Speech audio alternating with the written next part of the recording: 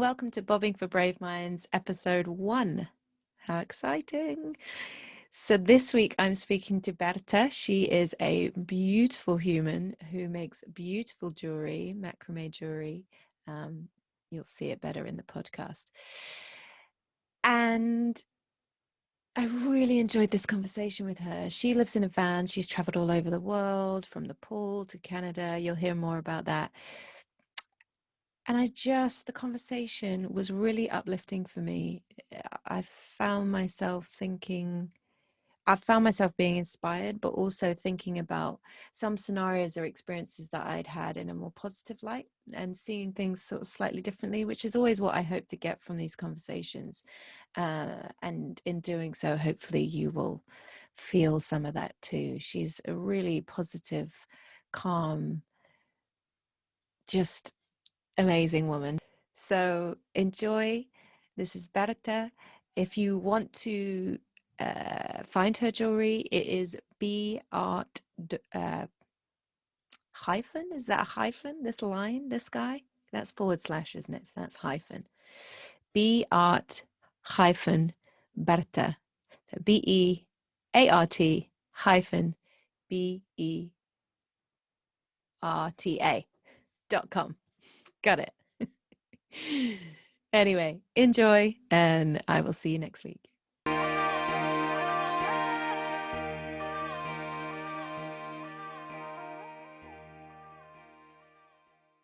Firstly, thank you for agreeing to be my first guest without really even knowing or a clue about what I'm about to ask you.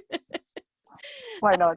But just to kind of explain, I guess there's quite a lot of podcasts and various different things on off-grid living, van life, boat life, all that sort of thing. And I think for me, what I really wanted to talk about was kind of the emotional journey and the sort of social and just the sort of mental, social, emotional side of what it takes to kind of take that step, and also what it's like when you're in that space. So if you're happy, anything you don't want to answer, just be like, nah, that's not for me, that one. But if you're happy, I'm going to start by basically kind of opening with where your desire, idea, kind of initial pull to move into a van came from. Okay.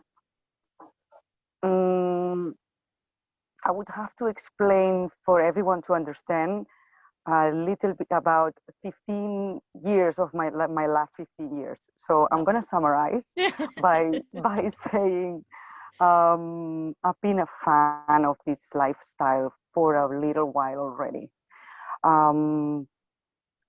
Currently in Spain, my first decision was because I don't normally live in Spain. I didn't used to live in Spain. The coronavirus pandemic situation made me stay here for longer than I expected. And I had to cancel my trip to Canada because I was working in Canada selling my jewelry all the summers for the last 5 years. And then I canceled that. I used to live also on 4 wheels, and not always vans or super fancy trucks. But once I understood that I was not going to go to Canada, where my life was waiting, and I was not going to be able to go to Nepal, where my other home is, I didn't imagine myself with my lifestyle of traveling so much for the last few years, renting a room or a flat somewhere.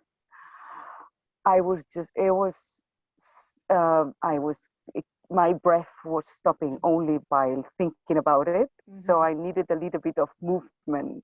I knew that I had my father or some family members or friends that would open their houses for me, but it wasn't working for me to stay in one place. So I bought a van and converted it myself like no fancy at all, but super practical. Amazing. I love that. So even Does before it you answer got that? this van, you were still moving around. So when you were in Canada and Nepal, what was your living quarters then? You said you've always kind of lived on four wheels and things. So what were your living Mm, situations in each of those places? well, my rhythm of life since I left London, I used to live in London for Mm-hmm. like 8, 9 years ago now.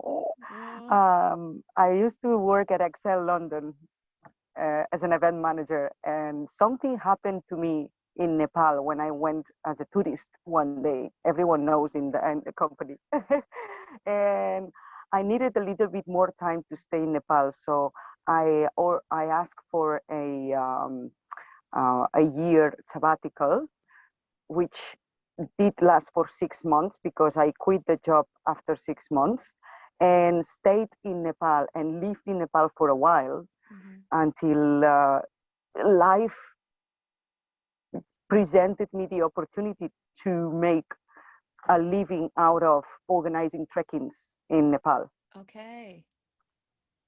So I stayed there for a while, in and out for traveling, and I go to Thailand and I go back to Nepal, and then suddenly I find myself visiting uh, who was my boyfriend at the time in Canada a summer, and there was a huge, beautiful opportunity for me to sell my jewelry, which I never did. Mm-hmm. So I started selling jewelry in summer in Canada and living in vans in Mm-hmm. Canada because life of a vendor when you want to go to markets, if you have a house, a fixed Yeah. house, Mm-hmm. it's not fun because Yeah. you have to do so many driving. Yeah. Yeah. Yeah. So yeah, I used to live in four wheels in Canada in summer, So that's really interesting not for winter. me. Okay, because it seems like and I don't know because I'm just starting out with this podcast. Obviously, I've been living on a boat now for 5 years. I'm not Yeah, sure how long, but yeah. so I do know a fair few people that have that are living off grid, but I've never really had the sort of in-depth conversation. So I don't know if this is like just happened to be between you and I, or whether this is kind of a common theme. But I personally, my life, I sort of had to shoehorn into boat life. Like it was quite static. It was in, I was personal Mm-hmm, training in mm-hmm, London. I moved around with mm-hmm, music. I'd kind of gig in different places, but very much when I moved onto the boat, and I was moving all the time. Even now, actually, I'm only just now getting my life into a rhythm of moving all the time. Everything else, the work, all the other things, kind of shifting with you. But it sounds like maybe your life was in a sort of you're always shifting and moving, and the van was kind of something that naturally fitted into you, that your life was already in that rhythm. Is that fair to say? yeah, I wouldn't explain it better, I think.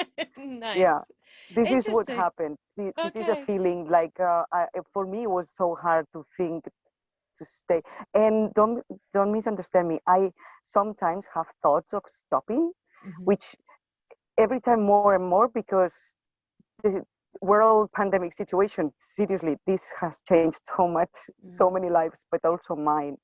And I'm feeling like sometimes I'm feeling like slowing down a little bit. Mm-hmm. There are things that I do not want to change, Yeah.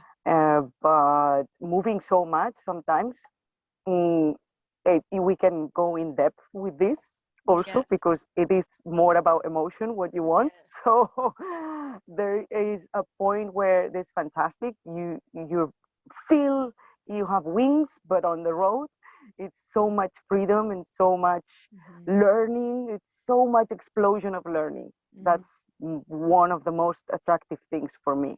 Yeah. But sometimes I have the feeling that there is a problem building projects for the long term. It's not a problem. I wouldn't say the word problem. Let me delete this. I would Let it say out. I would say it is bigger challenge Yeah. when you're the distribution of your time, the changing. I used to have a permanent customers in Canada. Mm-hmm. not anymore, because Mm-hmm. I'm not there. Yeah. And even though online and social media can approach to your customers, I had to change the language, Mm-hmm. because now I'm building up my project of jewelry in here in Spain, Yeah. because there was nothing I could do. I had to change that, and the answer is wonderful, but you know, I have to choose a main language, and I change my client now, and everything is changing all the time. So Mm-hmm. it's kind of the accepting.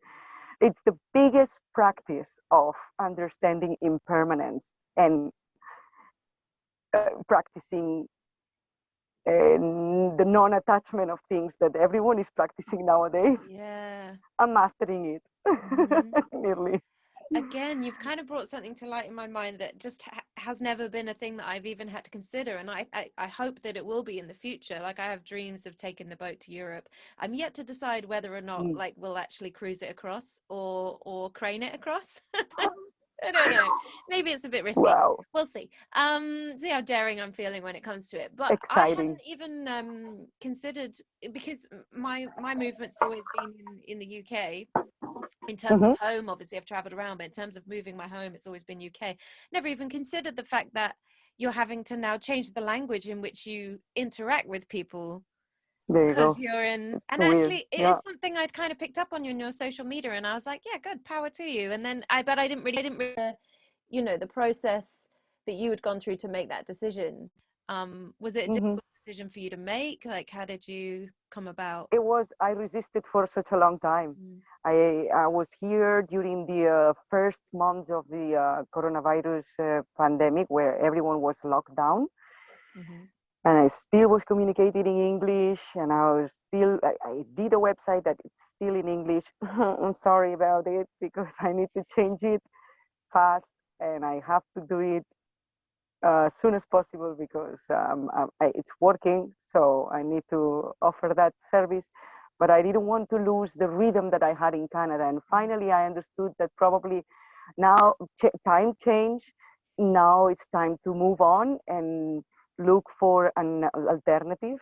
Mm. I'm finding myself extremely happy in Spain, which I felt it couldn't happen for a long time. Mm-hmm. Since I went to London to live, I was like, I doubt I'm gonna go back to Spain. I was like thinking about, there's so much to see. I'm not going back to Spain for visiting, but that's all.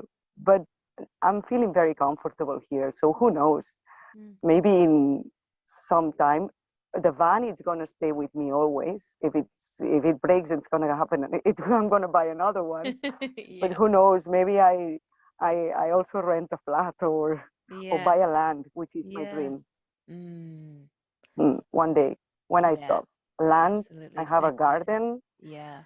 I have to have chickens. I know some people don't understand that. I get it. I get it. I want ducks. We raised some ducks on the boats once, so now I'm like, Fantastic I too. miss them so much when we let them go. I'm like, no, please come back. Oh, okay, off you go. Uh, Oh. but that's a really interesting point that you've like touched on there. It is that constant letting go, isn't it? And it's like, I love moving around as well. I feel myself getting kind of almost like a little bit antsy if we've been in one place for too long. Mhm, Um, mhm, but there is that moment where you have to let go of the place that you've been. So like the last place that we were moored for a little bit longer than we should have been. And mhm. and there was that, like, I'd got used to kind of where like the markets are, and like where everything is and how you move around in that particular area, and then you move along, and we just kind of set off, and we didn't really decide where we were going to stop, and off we went in the car. We were in a new place, and then I remember, oh cool, now I get to explore a new place, and there's like a lovely little veg store like just a walk away, and I'm so excited about that. And then Mhm. but there was that moment of like prizing myself away, of that, like, oh, I found a little spot and I'm nesting and I'm comfortable, and it is Uh-huh. that like letting go every time, like you say, kind of it's having to let go of Canada and acknowledge that you weren't about to go back there now at this present current time, and Uh-huh. setting in where you It is. are. It's very interesting what you say, because it's totally related to a certain pleasure that Mm-hmm. one finds when you do it and you see that not only nothing bad happens, but so many things good happen, and so many open doors appear in front of you, and so many new opportunities. I mean, I find myself having a travel agency and a jewelry brand, and this would never happen if I didn't have this type of life.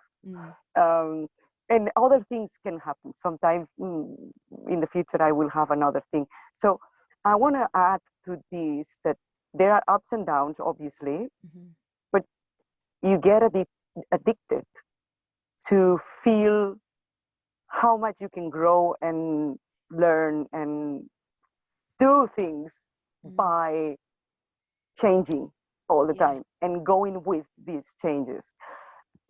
It's not for everyone. I don't say that everyone should change. I'm just saying that when you do it, one person does it and then works, then you want to do it again. Let's see if it works again. And it works. And it's nearly impossible it doesn't work. It just can be positive all the time. So it's like, what now? Now is what you're saying, no? Let's see which destination we hit now. It's really exciting. Yeah, it's really super exciting. Mm. So on that kind of letting go subject then, I think what I want to, the reason that I started this is because I feel like I've really been teetering on the edge of really kind of leaning to kind of living off grid and just sitting in that space, and always going back to the sort of the conventional side of things, you know, like my family all live in one place, sort of Western Bristol area, Somerset area. A lot of my friends are there, and so I can easily go back, and I honestly I feel myself getting like really physically like sucked in, and then like and I keep planning to leave. I'm like, I must go tomorrow. I must get back home tomorrow. And so, and because I would take my cats. And so then, because I knew I'd be there for a few days and no one's here to look after the cats, then I'd take them, and then I'd be like, I must leave. And a week would go by, and I'm like, I haven't left. Oh God. And not wanting to be there. Obviously, I want to be there and see my family and friends, but I'm not wanting to be in that sort of, on land kind of static space. But it is then that big upheaval and that big let go and that big move back onto it. And I've been sort of the longest for a while, I guess, since all the pandemic stuff, and even prior to that with some family stuff for me. But I've been the longest time for a while now, just at home in my nomadic space and not drawing back to those places. And I'm realizing that I haven't really, when I was in London, it was kind of easy because there was a lot of boats nearby, and you're sort of always forced on top of each other, and you make friends quickly and you get to know each other. But now where I am, we're kind of north of London, and we're heading up north a bit more. And probably, I guess this is a little similar with van life, because you're not always on, there's not like one spot that you all go and park and just stay there. Building up your own kind of community, your own sort of like tribe of people, can be tricky. And I've had it at times through the years. But how have you found that process? How does it affect you? Like, what are your friendship groups? Do you find that there's any kind of jarring between any of your friendship groups when you move away? Like, just sort of talk me through your process with that. This is one of the parts that it enriches me a lot, but also it is unstable. You bond so much when you move around that you create really true friends, like family people for you. Like, they become family, and they are all over the place now in the world. But also this community type of living in community, you don't have it because you move a lot. And myself, so right now I have been living sort of permanently since a year. For a year now, my base camp is in a place next to Montserrat mountain, which is one of the most beautiful mountains in Catalonia. And I have created a community here. And actually, we call each other the community. So it's like Nice. I'm gonna go and see the community people. I tell to everyone like that because it's community people, and it's Yeah. super great. They have lands, they have animals, they have gardens, and this is the kind of places like silent and relaxed that I like to be. There's a mosquito too. But sooner or later, the same way that jobs and material things, uh, you move on and they come and go. Yeah. I mean, the friendship, it stays there, but inevitably the contact, it's less, Mm-hmm. because you're doing other things in another place, in another country, or in another city. So, and this, I have experienced it a lot, but I would never change that. So Mm-hmm. there is the down part of that is that, yeah, you don't permanently have these kind of people around you, but the up is that you never end building important and meaningful relationships, Yeah. and they are different all the time. So that's another, I would say it is very positive. Mm-hmm. Maybe not that easy for, how do you say, sentimental relationships, like Mm-hmm. partners, life partners, Mm-hmm. because you're moving so much that eventually one or the other, it is not fitting with the Yeah. rhythm, right? This I found also too with Yeah. my style of life, Yeah. but I wouldn't say it's bad. It's just good. It's just that you miss having some people around sometimes. Yeah. Yeah. Like I'm missing a lot few people in of Canada right now, Mm-hmm. and from Nepal, and some friends that I met that they are distributed all over the place, and they are not And every day of my life with yeah, me. exactly. But then I guess, like you say, had you not moved around to all those different places, had you not had this life, you wouldn't have met those people anyway, and you wouldn't have Exactly. these such kind of close connections with such a varied group of people all dispersed around the Yeah. world, you know? And I can contact I mean, I was talking to Nima, my friend from Nepal, my brother from another mother, the other day by Messenger. Yeah. I send many audio Mm. messages, Mm-hmm. every time more and more via that it's not WhatsApp, because no, I'm trying to Yeah. move from WhatsApp So because many it's WhatsApp just groups. Oh problems, my goodness. so many problems. Um, but yeah, I'm very happy to have this opportunity to have so many other friends, because they stay there. Mm. They don't go. Like when I come back to Spain, I have my friends since I was young, those Mm-hmm. ones that are really the ones for all the life, eh? Yeah. And they're still there, and they Yeah. are there, and they will be there. Like we Yeah. are always together. Not we don't see each other every week or every month even, but we're close, and we Yeah. see each other, and it's like time didn't pass, Yeah, which is good. exactly. Those kind of friendships that you don't need to say sorry, I haven't been around for a while. Not at all, not at Yeah. all. Everyone Yeah. understands. At the Yeah. beginning was like, "But are you okay? What are you doing?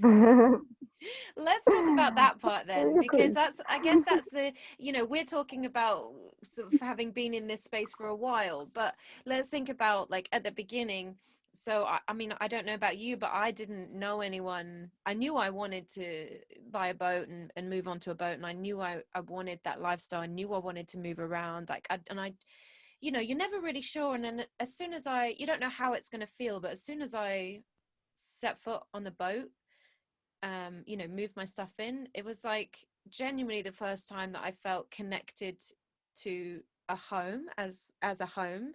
And I think Mm-hmm. it was just knowing that it wasn't gonna confine me, it wasn't going to stop me going anywhere or doing anything. I was able to able to nest, I was able to attach to this thing because I knew I could take it with me. It wasn't, I don't know, there's lots of things I So could kind of cool. scramble over, but Yeah.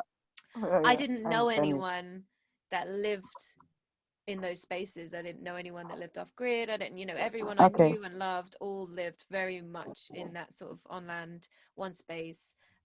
kind of lifestyle. I didn't even know people that like traveled a lot. You know, I really, really was like in this kind of world of conventionality. So it was a big step away from those people initially for me, and still I find that every now and again it feels like a big step away from that section of my life. Did you find that at the beginning at all, that like you said everyone was like, what are you doing, where are you going? Or Yeah. it sounds like you've always been moving around, so maybe you didn't have that big leap into, did you already know people that lived off grid? No, no, but when I moved to Nepal, because I moved from Barcelona to London to have the same conventional style of life, let's call it like that, but Yeah, there are so many ways to call it. absolutely. And then I went to Nepal, and finally when I was starting my sabbatical year, then I started looking around me, and then I met so many people there that they were traveling the world, having, 1 year off, and there were so many people doing that kind of style, that you meet other ways of living, and then unavoidable, you get inspired. Yeah. I think that I got very much inspired by, I didn't know there was another way of living before. I just didn't know. And 100%, some people around in my surroundings, like the conventional surroundings, they wouldn't probably understand very well what was happening. More than finding myself, they thought that I was losing myself. She was like, she's lost, kind of thing, And Yes. it's okay at the beginning, because you don't know and you're new at this kind of like traveling experiences. You kind of try to explain everyone that tells you something, until you stop justifying yourself and only explain to who really genuinely wants to understand what are you doing and why. Yeah. Otherwise, I don't explain anymore, because there's no point to justify something that someone doesn't want to understand why you're doing this. This is not the normal way. Everyone thinks that I have, I don't know, some money in some kind of pocket that I don't know, because it's impossible to do something like that for many people. This is one of my biggest conversations. Like, why are you traveling so much? Do you have like a money from family, or this is one of the most common phrases that people says. Yeah. I'm like, but because people don't know that you can do this. Yeah. They don't know. I have never had any extra money. I No. worked on my own. I saved money, which I have to say. In London, I could save money. Yeah. And I used that money to have my experience in Nepal until life gave me, ways to survive on my own. But people don't know that if people think that if you're traveling around and doing stuff, and suddenly I didn't work for 2 years.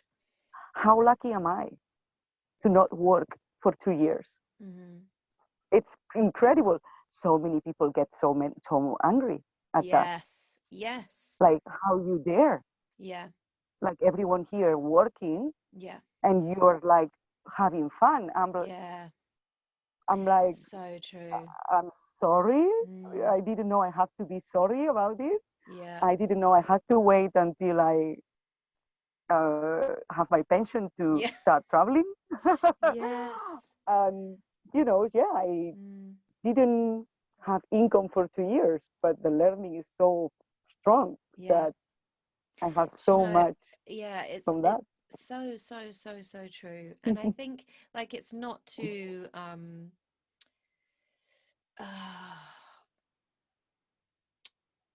it's hard to talk about these sorts of things without kind of condemning one group or the other, right? Like when we're talking about conventional living, like it's not like we're sat in our ivory vans and boats It's going, not you're all about idiots. condemning, Like no. it's not that, it's what's right for you.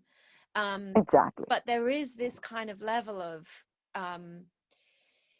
I guess we're all of us, us included, until we kind of moved into this space and saw what was possible for us that felt good for us. But that you are conditioned in this space to think that you have to, I don't know, there has to be some kind of struggle, and things have to be hard for you to earn them, and think you can't enjoy something or you haven't earned it. And if you do enjoy it, I mean, don't even get me started on that, having been in music for so long. If you enjoy something, we're not going to pay you for it because you enjoy that, right? So you should just do that for love, so there is this element of resentment, or even like jealousy. I definitely got that a lot. Like, that's why the main reason I came off social media for a couple of years was just sort of cleansing myself of all the music industry stuff. But one of the other reasons was I realized that like I was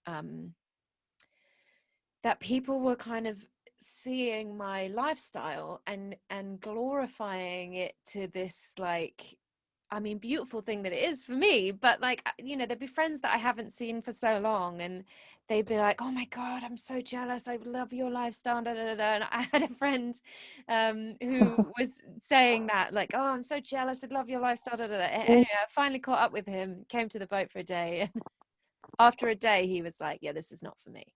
I was like, see, this is not what you think it is. Like, I have to clean out my shit. I have to fill my water tank. I have to, everything I consume, I have to collect and take care of. I can't just put a tap on, and there's hardships, right?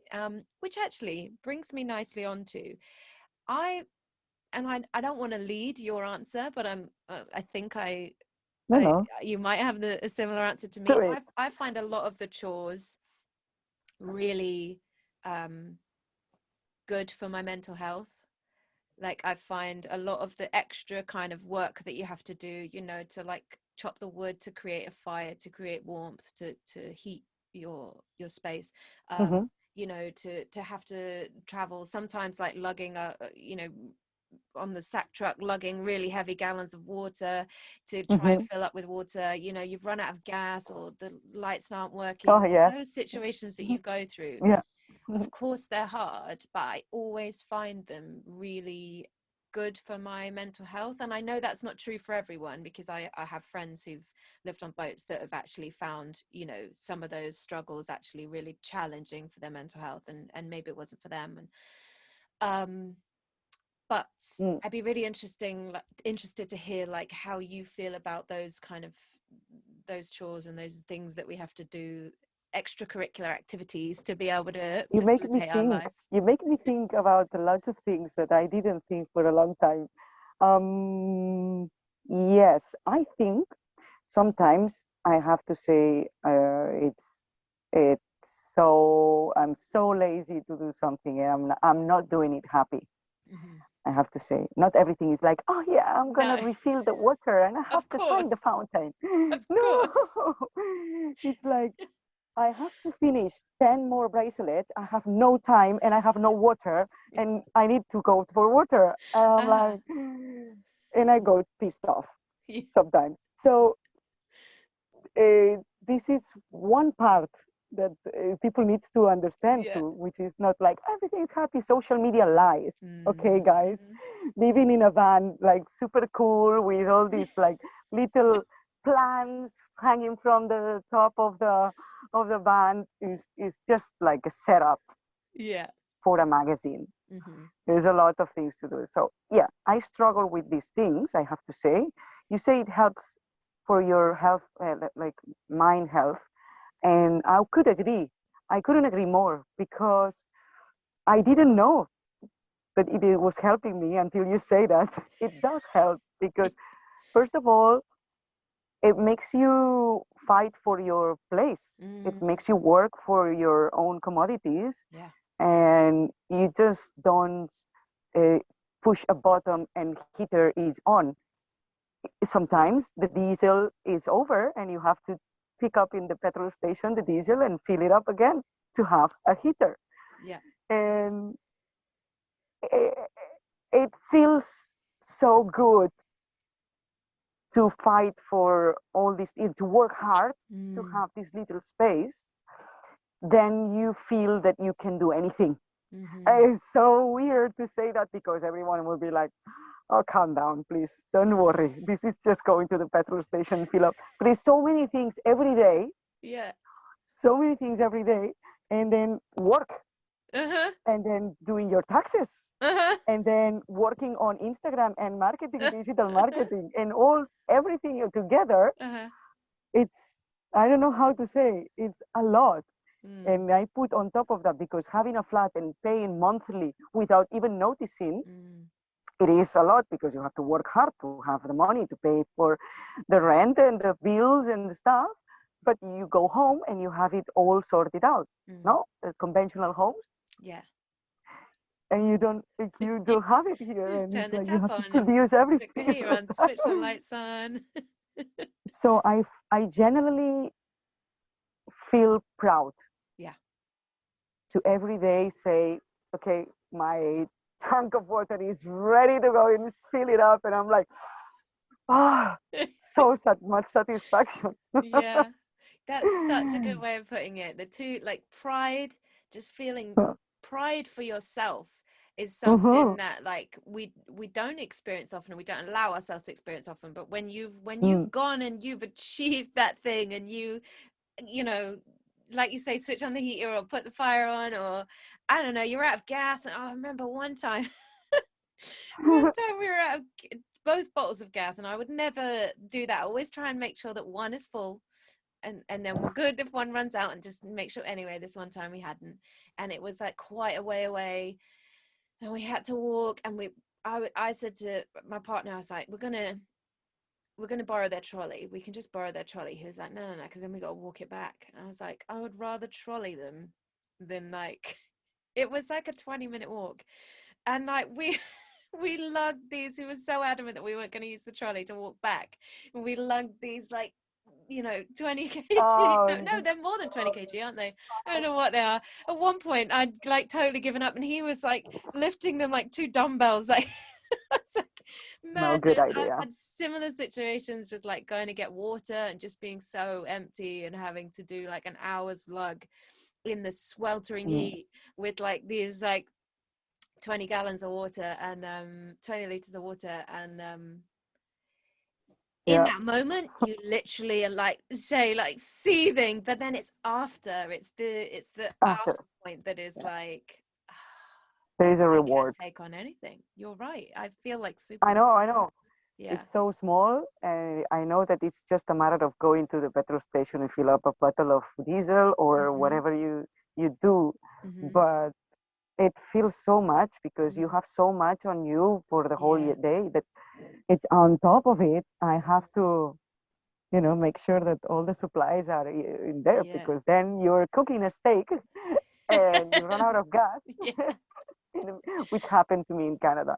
Yeah. And I was like, uh-oh.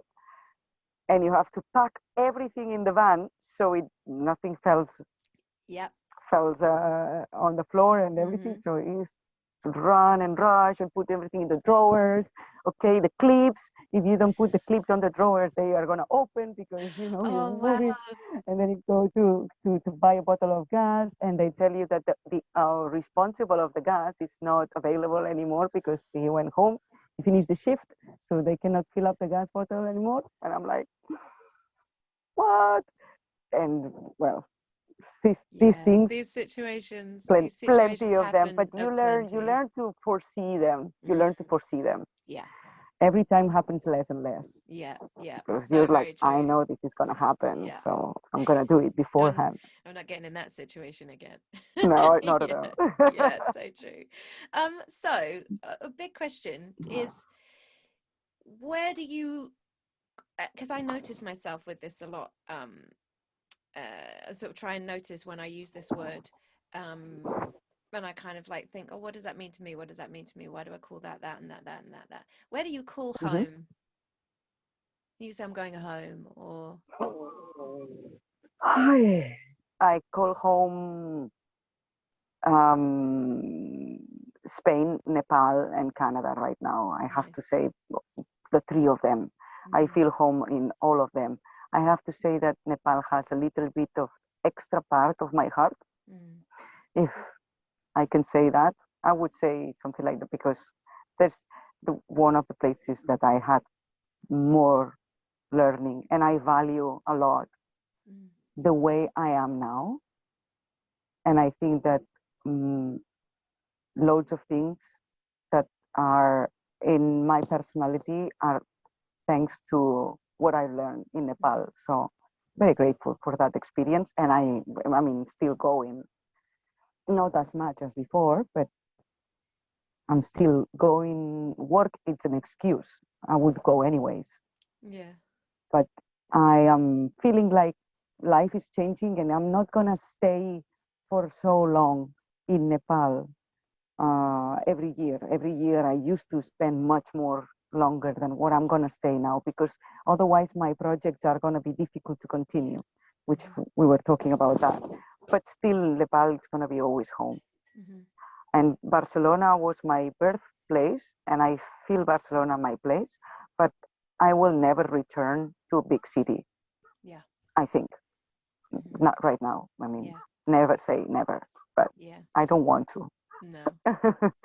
It's so good when you leave the big cities. It's good to try to experience it for a while, especially when you're young, because you're energetic.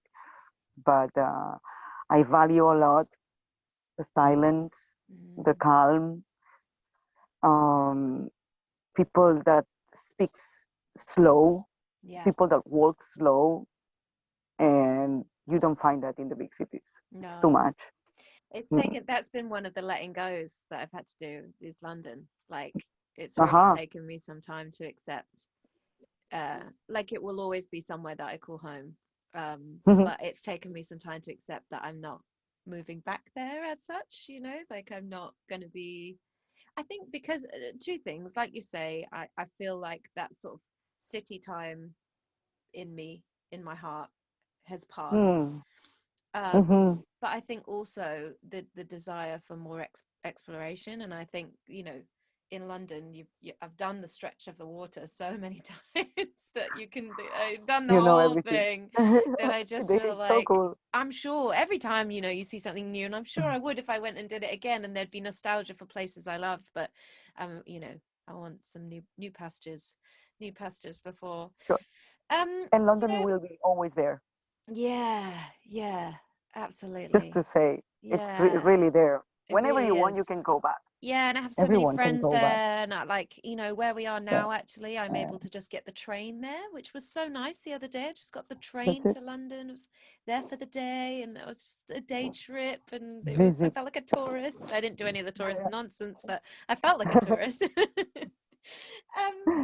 Okay, so the other question I want to know is, we talked about kind of community and finding our like community, and you were talking about the community that you found there, but do you feel part of society? Like, what's your relationship with that sort of element of things? I used to answer differently than what I'm gonna answer now. Good.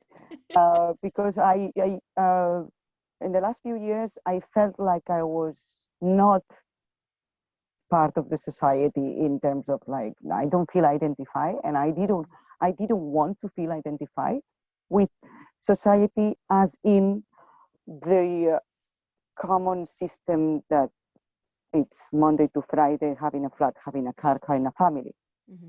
That kind of society I'm talking about. Yeah. But I still play the same game, and it is what it is. Yes, I feel part of society. But if you want to say that society is a variety, this is better, because there is place for everyone in the society, and there's so many people living like us. Yeah. That I think that they every time more and more they come out, because there's so much social media. But there's people, not only the itinerant people, but also people who live in the rural areas and stuff. They are more anonymous. They don't talk too much. They are not out there explaining people we're here, we feel important.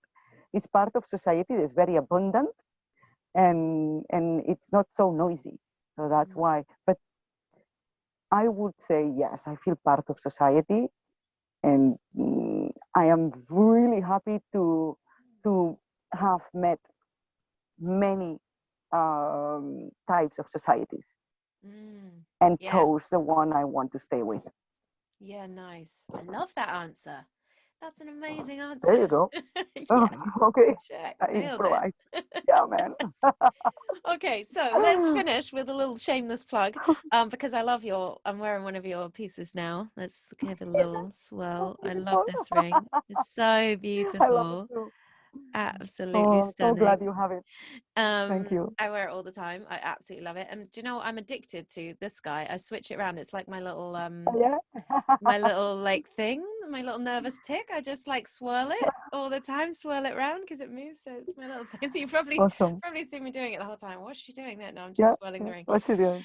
So tell us a little bit more about that and where people can find you and how it all started and all of that shebang, because I want to know more about that, because I don't even know how you make these pieces of jewelry. Like this is how is it? I'm gonna switch on the light because maybe ta-da. It's getting dark here. Macrame is the technique that I use to do my jewelry. It's based on knots. Okay. With K, no nuts with N only. But it drives me nuts sometimes. So it's both things. I learned that when I went a couple of months in India to travel in India. When I moved to Nepal, I did a trip to India, and I met a wonderful woman, a Polish girl that was traveling around with many other people, and we traveled together. We all traveled together, and she was doing that for living, especially for traveling. And I just didn't want to learn how to make a bracelet. I had no idea I was going to end like this, because it was fun. I looked at her, oh my God, doing your own jewelry in this technique that I love. And she teach me 2 or 3 things. And I got 4 rolls or 3 rolls of thread that were dark gray, dark brown, black, and something dark too. So it is what I had. And I made so much jewelry from all dark colors. I didn't have anything else. I went to Nepal. I continue making, and it was a non-stop until people started asking for pieces. Would you please wrap this stone?Uld you please make a necklace? And you do it for fun and give away. And one day someone wants to pay you something, and like, what are you talking about? Yeah. This is not payable. It's just a hobby, and I don't charge for something I'm not good at, and everyone sees that it's good, but you don't think so, and all these things. And so it starts a process of trusting that what I do, it's actually pretty. It takes time. I am buying material for that, and okay, I'm gonna charge you something, but just because people offers. And one day you put a price on something because someone asks you, and then you're like so nervous about it. I'm like, oh my God, I'm gonna send $10 or £10 or €10, and they're gonna throw this order on my face because they're not gonna want it, and people still want it. I'm like, okay. So it started like a game. And when I went to Canada for the first time, and I met wonderful people, I went to a market in Campbell River, and Reed, one of my favorite people, was organizing this market, and he was excited for me to be there. And I put a table, as in I am a 12-year-old girl at the beach selling the bracelets that you did for that summer. Yeah. I had quite a lot of things because I never stopped making. Yeah. So, and people were buying. So I started trusting on myself, and I started saying, okay, let's do it seriously. And slowly became like a work. Yeah. And I've learned so much since. And this was like 6 years ago. This summer will be the 7th, I think. Wow. Yeah. Beautiful. And then I thought I would do so only markets, because this is what I like, face to face. Yeah. And that's it. That's where I met Nadia and so many other wonderful people. And I love it. I love the people who are going to my shop, itinerant shop, and talk to me and come back every week, because every week was going to the same places. Monday this village, Tuesday this village, Wednesday this village. So everybody was knowing, oh, I'm gonna go to this village on Wednesday, because this way I can order something from Berta. And pandemic situation would change also my whole point of view, because I would never post anything on Instagram more than 3 pictures every summer, just to say, yeah, here I show am, something. I'm alive. I don't even know how this works, but I'm putting a picture of something I did, and I reinvented myself so much. So I have a website now, and I have an Instagram that I run as much as I can, as much as I want to, because it's everyone out there. I'm gonna open now my heart and say, it's not easy, Instagram. It's not easy, social media, and I'm making friends with social media. Yes. Because I have to. It's part of the job. It's hard. It's a hard part of someone that wants to live the life a little bit more private. Yeah, exactly. And it's not possible. Yeah. Time changes, and you have to adjust with times and adapt. Absolutely, No? absolutely. It's interesting for me actually, because I'm on there at the moment.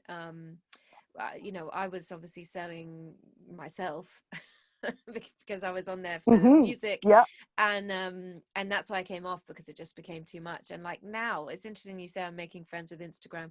I've kind of come on Instagram not necessarily to make friends, but to connect connect with more people that are living kind of nomadically and stuff. Definitely. And it was actually talking to one of my friends who doesn't live off grid, that I made the connection, because it wasn't even a place that I thought to look, because I exactly like yourself, I just feel like, no, that's not the point of this living. That's not what we want to do. But then it's been really nice actually, and actually going back on there for something positive for my life has been a really big change. I do the crochet on there as well, so I sell that a little bit, but I'm only kind of dabbling in that at the moment. But yeah, it's a tough old place. I want to end by saying that I don't know why I didn't think of you straight away, but can you? I found this ammonite on where's my camera? There, on a beach. Oh, so cute! Did you find it Cute. yourself? And I found it. Yeah, I was just walking along, and then I was like, "Oh, what's that glistening?" And then there it was. And I really want to get it made into a ring. I didn't think about wrapping. I was thinking it would have to be like melted, or like, I don't know what the term is. When you like set something, could it be wrapped with macrame, or is it too? If you wanted, I wouldn't take the challenge in macrame. No. Just because I want to keep you happy, but I know other techniques that would like look way better than with macrame, because with macrame I would cover so much the surface. I was wondering that. That's why I didn't think about wrapping, because you would just have to cover it over, wouldn't you? Whereas like setting in, okay, you need to point. But can you point me in the right direction? Yeah, I will. There is a beautiful artisan that will put this in resin. So you have it like a little bubble, a ring bubble. Beautiful. And it will be permanently there with you. Nice. Amazing. Berta, it has been so nice to talk to you. I mean, I knew it would Same be, here. but it's been even more like pleasurable than I ever expected. Wow, You've said same so here, many things that have made Julie. me think kind of slightly differently, like even the society one, you know, just the way that you answered that was so beautiful. And the kind of the Thanks. pride and the, I mean, I've just got so much to mull over in my head now after our conversation. That's awesome. That's awesome. Thank I, you. I really enjoyed it too. Thank you for calling. And, I normally don't talk to, the public so much about my life like this. So this is actually a really new thing for me, exposing myself like this. Oh, I well, was thank like, you for sure, why not? trusting me.